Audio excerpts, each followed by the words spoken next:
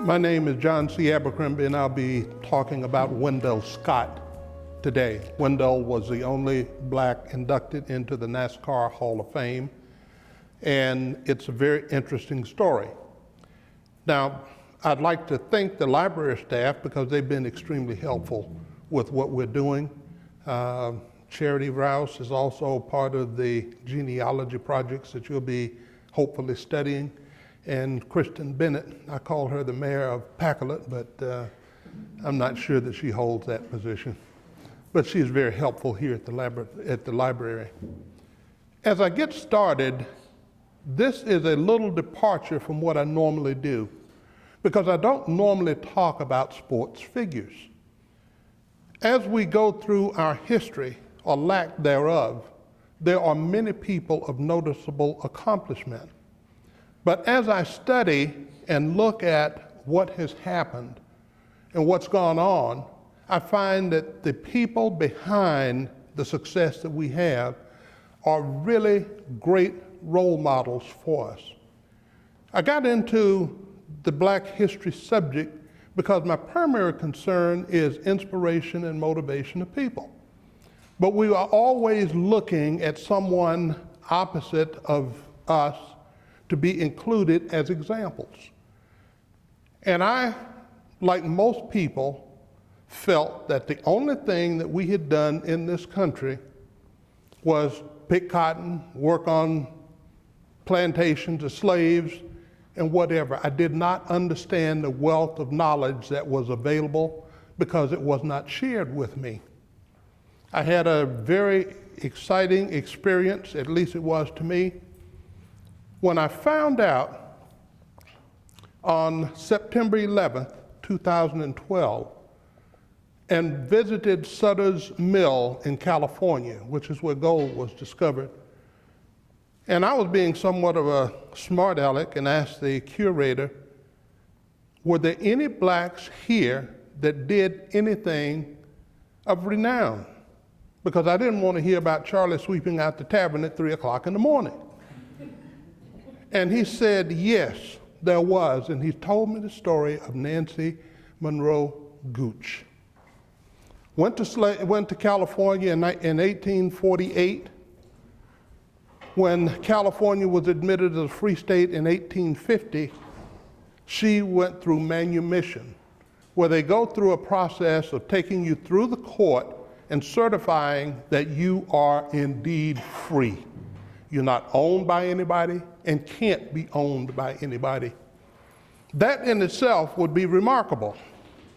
But I found that beyond that, she had come out and left her 2-year-old son in Kansas. It wasn't voluntary. Slavery was like that. They separated families. We don't often talk about the effects that have lingered, but they start with that type of operation. So she set about earning money, and she earned enough money to buy her son, his wife, and their 2 children, and move them to California so they could also enjoy freedom. That in itself would be a remarkable story. But as I delved deeper into it, I found out that she was a remarkable person. At the time of her death, she owned over 800 acres of land in that gold-rich country. In fact, she actually owned the site of Sutter's Mill at the time of her death. 800 acres, if you go a mile in that direction and a mile in that direction and enclose it all, you've only covered 640 acres. So this is a black person that has made these accomplishments. Her son ran the blacksmith shop on Main Street. She owned property on Main Street. So I began to look at what has happened with our history. Why don't we know more about it? And like I said, I avoided sports and music, and the reason that I did is the average history book is over 800 pages. And when you look at Black history, Negro history, colored history, whatever you want to call it, or whatever they wanted to call it back then, we're looking at 2 or 3 pages. Weren't there more things that we did besides that? And as I began to study, I began to find out, yes, there was so much more that we have done, and I began to put some of that together. Wendell became an inspiration to me, and the reason that I talk about sports is not in the traditional sense. I try to look at behind the scenes at what has happened. When I look at our South Carolina native, Althea Gibson, born in Silver, South Carolina, about 120 miles south of us, as the #1 ranking tennis star in the world, when she competed in this country, she often had to change clothes in her car because she was not allowed into the white clubs where she was playing. So I began to look deeper. As we look at sports such as the NFL, many times we think that it's always been integrated. In the first early years, it was integrated until 1933, when George Preston Marshall purchased a team now known as the Washington Redskins, and it became all white until 1946.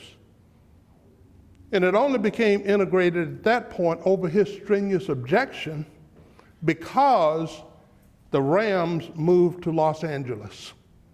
Los Angeles was paid for with public funds, and the black press said it must be integrated because it's paid for by public funds. The class that went in to the Rams included Kenny Washington, and it included Woody Strode. Now, remarkable as that is, this is the year before Jackie Robinson integrated baseball. There was also a team that had 2 other blacks in the different conference, and they were Marion Motley and Kenny Washington. But the year that produced the 2 Rams players, they came from UCLA. UCLA had 3 black players in the backfield. Anybody venture a guess who the 3rd person was, that 3rd running back? Jack Roosevelt Robinson. He was also a great football player. So when I began to look at what has happened, the experience that we had to go through in order to participate in whatever sport it was, I came across Wendell Scott. Now, the first time I met Wendell Scott was at a football game that featured Livingstone College and Johnson C. Smith. Livingstone started at Zion Wesley Institute. Johnson C. Smith started at Biddle University, but the first intercollegiate black football game included those 2 schools. And I am a graduate of Livingstone College, as are a couple of the people in this room. I met Wendell again. In fact, we've crossed paths 3 times. And at one time, I was driving from Salisbury to Charlotte, and I passed his crew. And I laughed, and I'm ashamed of the fact that I did. Because what was happening is they were transporting the cars, and in the car were 2 of the pit crew. Not the safest way to go. But what we are looking at is a man who overcame tremendous odds, because racing is a sport that requires lots of financial backing. Wendell didn't have it. He had something else. He had a plan, and he worked, his plan. Wendell was born in Danville, Virginia.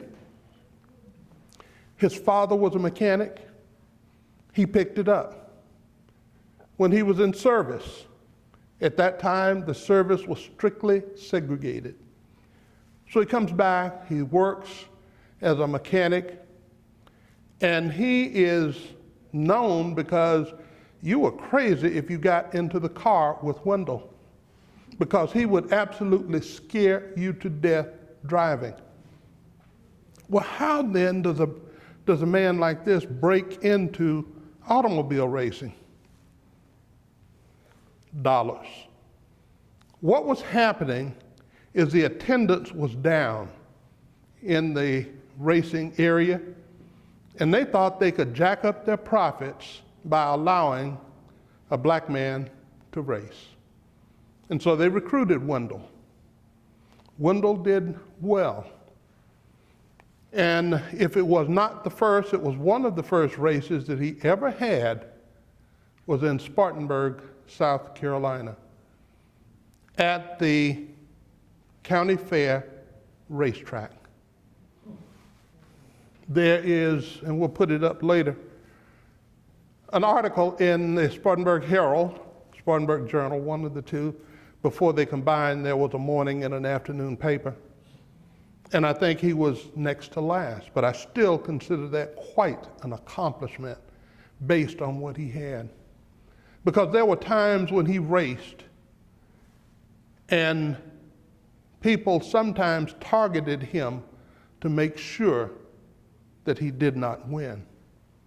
So when we look at the accomplishments that we have, recognize that it has been against tremendous odds.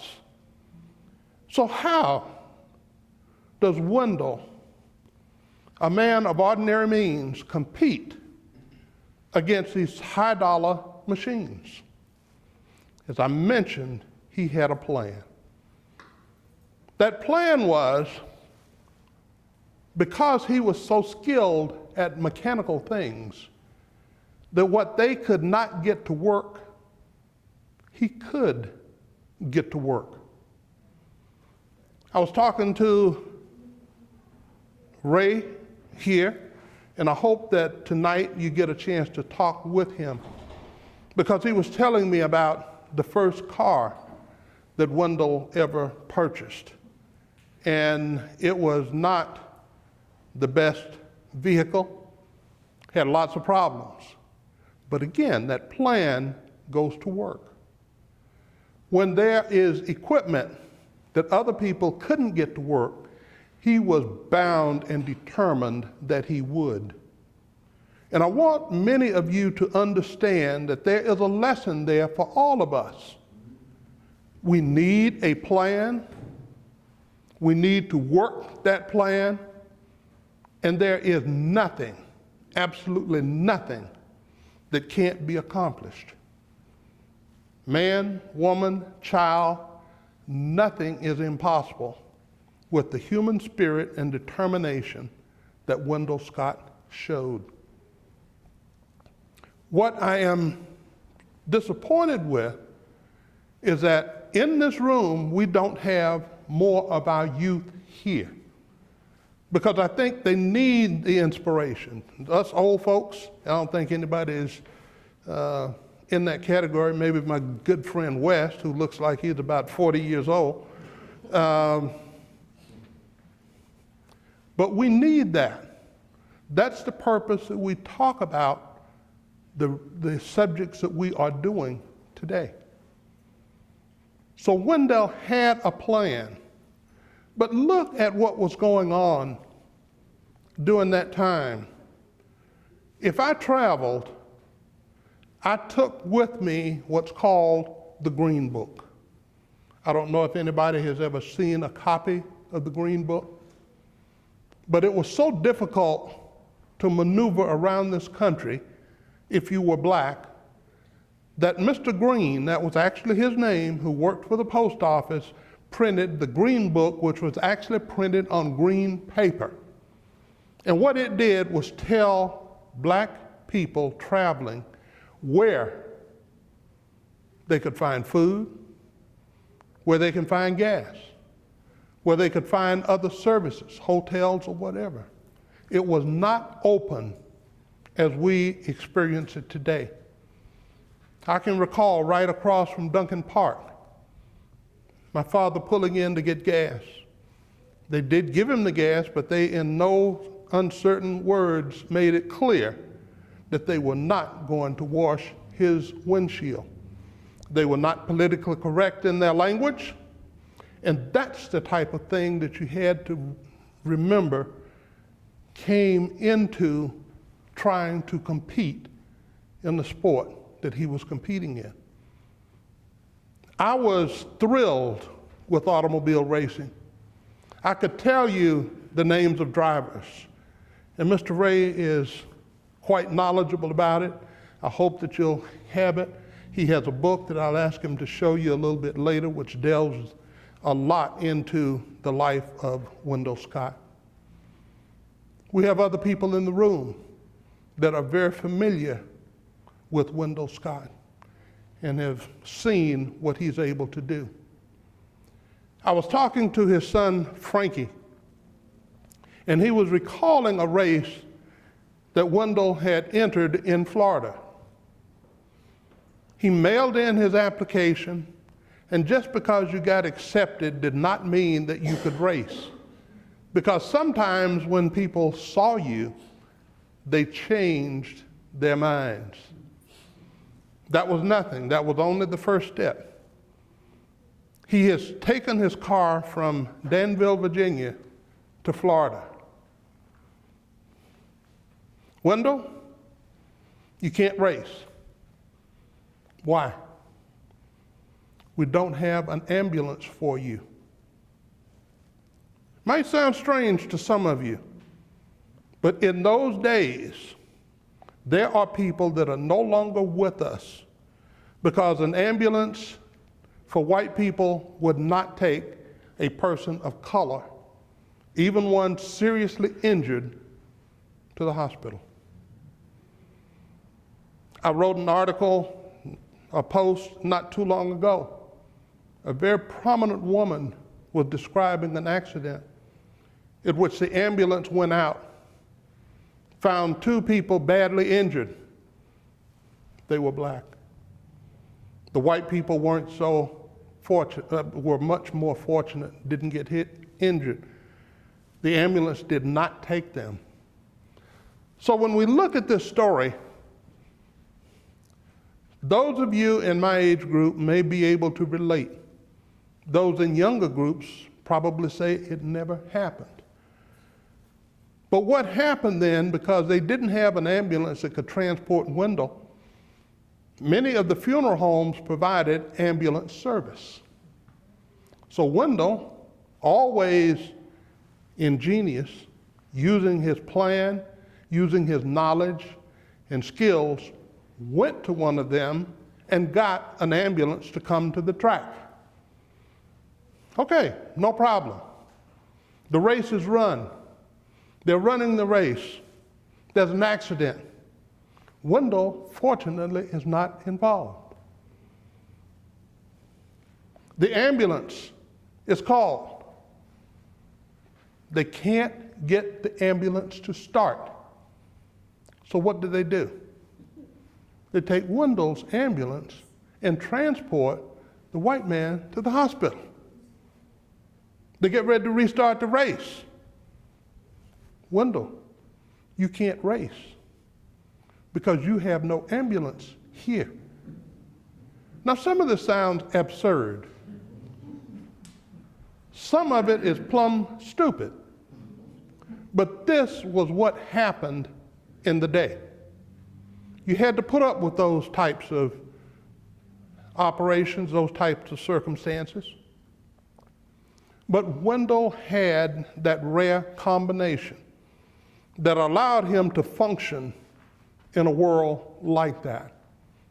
He had a plan, he put that plan into effect, and therefore was able to compete against anybody because he used his mind, he used it constructively, and he used it in a way that benefited us all. Because now we can see changes that have taken place. We see, in many cases, opportunities that have opened for us that we sometimes never, ever imagined. We look at hockey as a, quote, white sport. What many people do not realize is that it was influenced very heavily by the Negro Hockey Leagues, 1895 to 1925. Where we are not is not because we can't. It's often because we have never been given the opportunity. So what we want to give to our youth is the exposure, the experience, the knowledge that everybody can succeed. Now, I talk about Black history, but only from the standpoint that it has been excluded to a large extent from regular history. I do have other lectures that are coming up. In February, we're going to talk about Viola Desmond. Viola Desmond is a Black lady on the Canadian $10 banknote. What happened? How did she get there?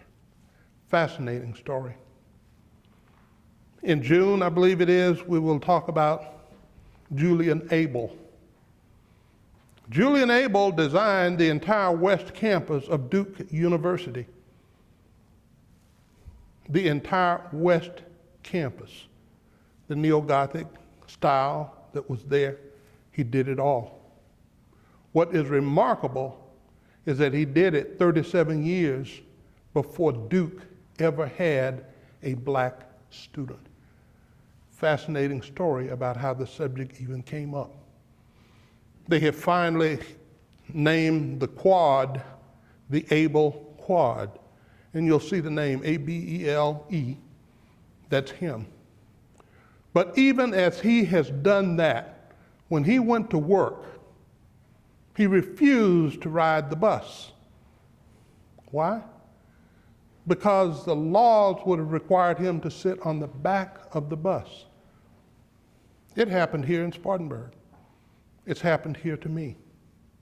We've made a lot of progress, but a lot of the progress cannot go forward until we embrace the fact that we are all Americans, that we all have something to contribute to the country, that we have contributed to the country, and we will continue to do so. We have been very loyal. There is a Wendell Scott Foundation. You can find it on the internet. It was my intent to check with his son, William Frankie Scott, and get the latest updated information, but I was not able to do that today. But keep that in mind, that having a plan, being able to move forward with that plan and stick to it is a lesson that we all can benefit from. All of us can benefit from that. Now, we talked about the book. In tribute to the library, I believe there is a copy in the library. I understand that it's checked out quite frequently. Now, let me make a unabashed commercial, if I can. I do a Black History Post. I have a website. That website is called AmazingBlackHistory.com. AmazingBlackHistory.com. I try to put up a post a week, and one of the articles on there is an article on Wendell Scott. Now, rather than just writing an article, I try to include videos, books, and other resources.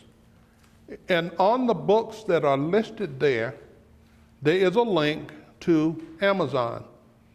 And that allows me a small royalty from purchases that you make on Amazon. So even if you don't see a product, if you use those links to get there, it is greatly appreciated. Now, the last post that was put on, I believe, was Saturday, and it gives a very interesting look into the life of Elijah Eugene Cummings, who recently passed away. His parents were sharecroppers. Both of them were born in Manning, South Carolina. So we have a connection there. One of the reasons that I did not like history starting off is because there was a bunch of people that I didn't know at a time that I didn't know in a location that I didn't know and thought that I would never, ever have an opportunity to visit. But as I've traveled the 50 states and foreign countries, I have found that indeed there is a connection between all people. It's a history that we need to delve more into. Now, my classmate, Richard Wheeler, is here, and he has a cap and I think some other paraphernalia that he can share with us.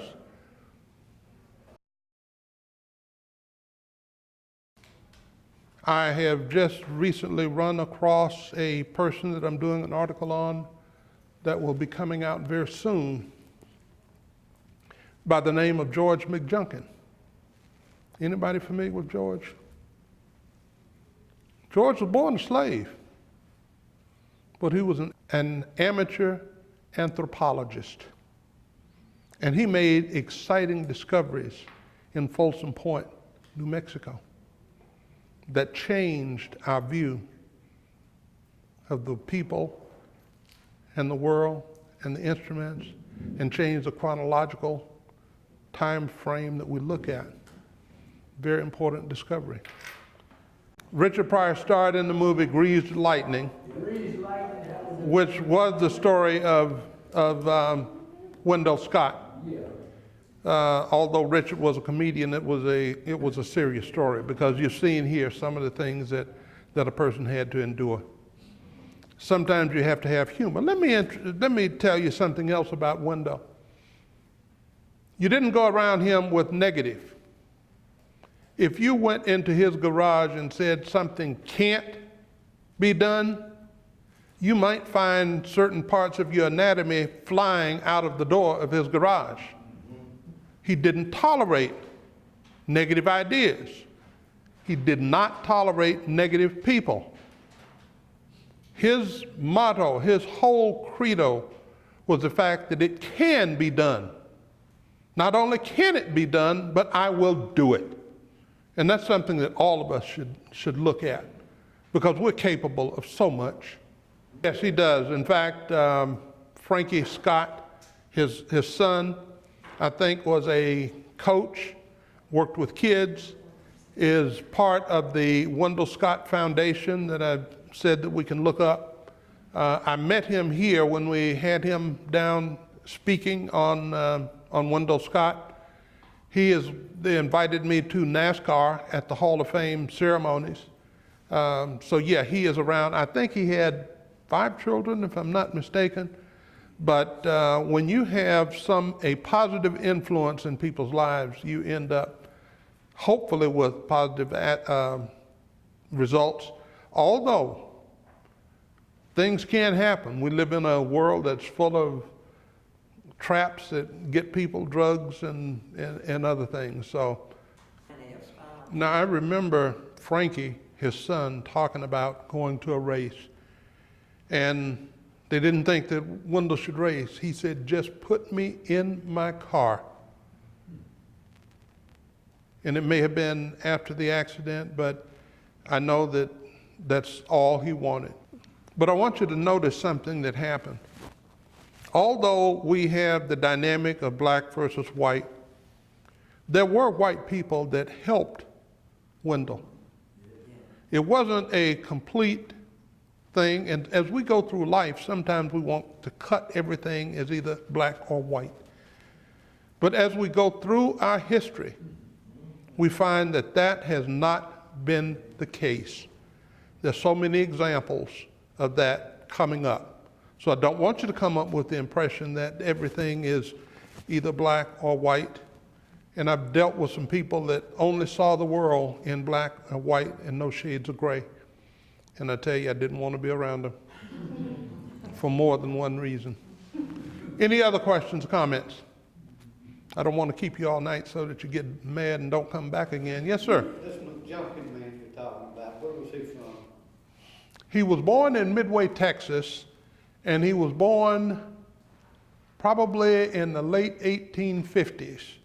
He was 9 years old when slavery ended and took up being a cowboy.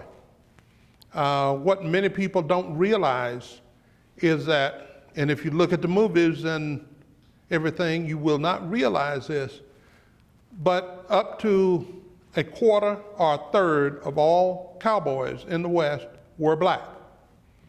They found that they could escape the plantation life, picking of cotton. It was difficult work. They were often given the most dangerous work. But we have people that, like Nat Love, we have people like Stagecoach Mary, who was the first black female contractor to the USPS. Some fantastic stories there, and I hope that we continue the series and we get a chance to talk about some of these others. But Bill Pickett invented the rodeo sport of bulldogging. Charlie Sampson, who I had the opportunity to meet, won the Pendleton Roundup, one of the biggest rodeos in the West, won the bull riding twice. And Charlie's not that big of a man. Leon Coffey, who was a well-known clown on the rodeo circuit. I had talked with Leon at the Benton County Fair and went in the next day to learn that Leon had rescued a cowboy that had been hung up and got his jaw broke. So I didn't think I'd see Leon again, except when the show started, he was there with his jaw wide shut. So we've demonstrated courage. We've demonstrated the fact that we can overcome adversity. The problem is we don't often talk about it. We don't know about it. History books do not give divergent views on anything that we have come across. Well, February we will be doing Viola Desmond.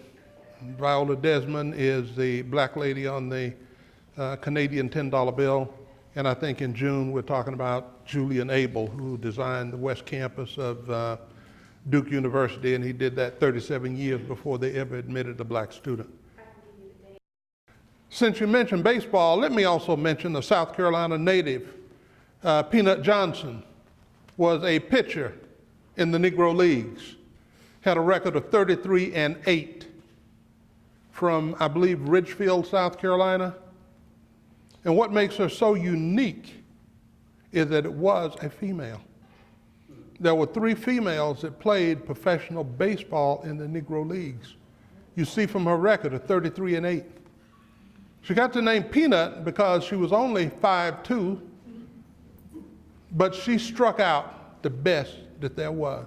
Did she play on the men's team, or they had? Yes, she played on the Indianapolis Clowns. The Indianapolis Clowns have performed in Duncan Park. I believe it was Connie Morgan that replaced Hank Aaron when he went to the majors. So we're not talking about just some scrubs that went on.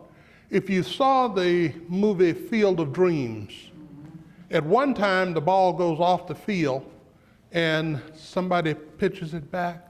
It was a league of their own. That was Mamie Peanut Johnson. But they would not allow her to play because she was black. Now, Ray was telling the story before we started that at one of the pits, Wendell had to get out, clean his own windshield, change his own tire. Well, So it's remarkable. One of his sons, like he only had two crew members to help him on his pit stops. The other teams had more people. But I'll never forget one race at Spartanburg Fairgrounds. course, they won't let the driver get out of the car now and change his own tire. He got out of the car, unbuckled his seatbelt, and got out of the race car, changed the tire on the race car, wiped the windshield off, and got back in the race car and sped up. I mean, it's just all kind of stories in that book. It's just so very entertaining. And that explains some of the fact that he was down in the standings, because it takes more than skill. It's high dollar, and you're paying, in most cases, they're paying pit crews. If you see some of the videos now that they take high-performing athletes and put on those pit crews, because you're changing tires in a matter of seconds. It's not the old days of the service station that you went to. So, I do want to thank everybody for coming out tonight. I hope that we get to see you again at some of the other information that we'll be talking about. And if there are suggestions, if anybody needs a card to the website that I mentioned, The Amazing Black History, I do have some with me, because I'd like to make sure that you keep up with the information that's going on. What I've tried to do on each of those is to write a story, usually with a different angle to it, and I've tried to include videos, books, and other resources. In many cases, there are resources for children. I find that in many cases that's kind of lacking, but I think Charity will like the fact that we've had one on Carla Hayden. Carla Hayden is the librarian of the largest library in the world, the Library of Congress. So when we talk about things, we often don't know what is going on behind the scenes. I go a lot into the life of Cummings, tried to take a different view of what you may have seen on TV, a little bit different. And so I, again, look for suggestions as to what may happen. Other sessions that we have, I thank you for coming out and hope that you learned something.